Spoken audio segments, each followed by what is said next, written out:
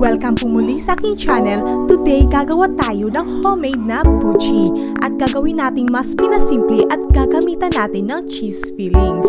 At kung gusto nyong ma-achieve ang ganitong texture na di wasak at di pumuputok, well, isi-share ko po sa inyo ang ilang tips. Pero bago tayo magsisimula, sa mga di pa nakasubscribe, please click the subscribe button below para ma-update ko kayo sa mga bago pa nating videos. At ngayon, magsisimula na tayo.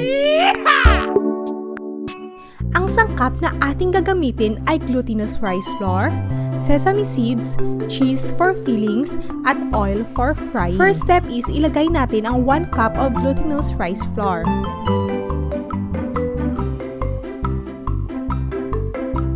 Then add tayo ng 1 cup of warm water na may halong 3 tablespoon of sugar. Dapat warm ang tubig dahil ito ang sikreto para di puputok ang buchi natin. Then add another half cup ng glutinous rice flour.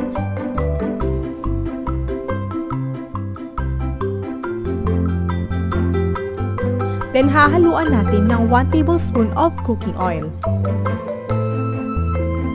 At haluing mabuti, then isi-set aside muna natin for 15 minutes.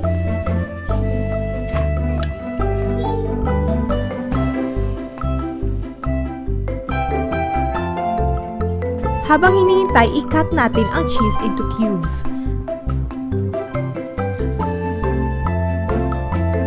After 15 minutes, i-cut na natin ang dough. Tandaan lang na di dapat palampasin ng sobra sa 20 minutes ang dough para di mag-dry. Ipo-form na natin into a ball.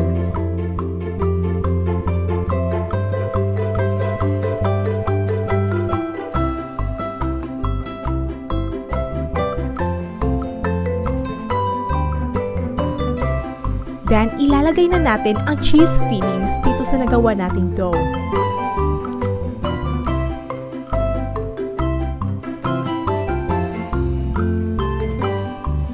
Ipa-flatten muna natin.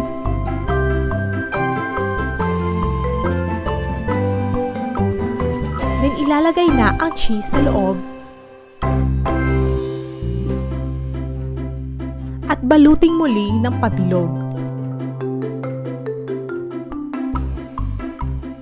Then, just repeat the process up to the last one.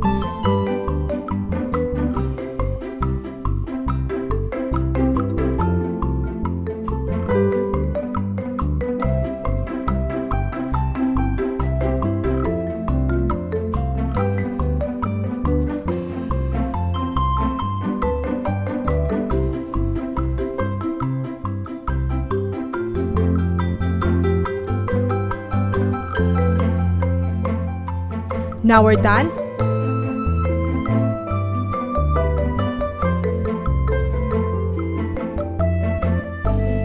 Let's make our edible glue. 1 tablespoon of flour and water.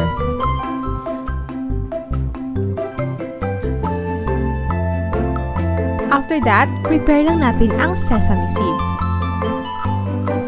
Then, i-coat na natin sa edible glue ang buchi para mas kumapit ang sesame seeds at di naghihiwalay pag niluluto na. Then, ila-last coat natin sa ating sesame seeds. Then, biluging muli para mas kumapit pa ang sesame seeds.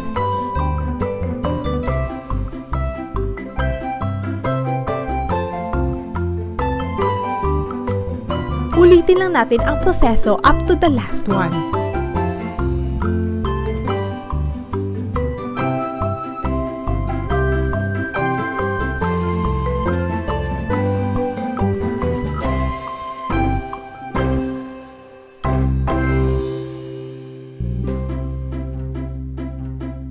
There it is, guys, our homemade buchi. Now it's all set and it's ready to fry. Painitin lang natin ang mantika. Then, i-reduce ang apoy. Dapat lower heat lang para di agad matusta. Pag nag-golden yellow na, saka ito iahon. At kung gusto niyo naman ng medyo tusta ang pagkaluto, patagalin lang ng 1 minuto. Huwag nang antayin na pumutok ang cheese fillings. There it is, guys, our homemade buchi. Ganun lang po kasimple ang paggawa, sundin lang ang procedure para ma-achieve ang mas perfect na texture. Salamat muli sa inyong panunood at sana'y na-enjoy kayo sa ating video. Susunod ay gagawa naman tayo ng isa na namang nakakatakam na dessert. I-click lang ang notification bell para ma-update ko kayo.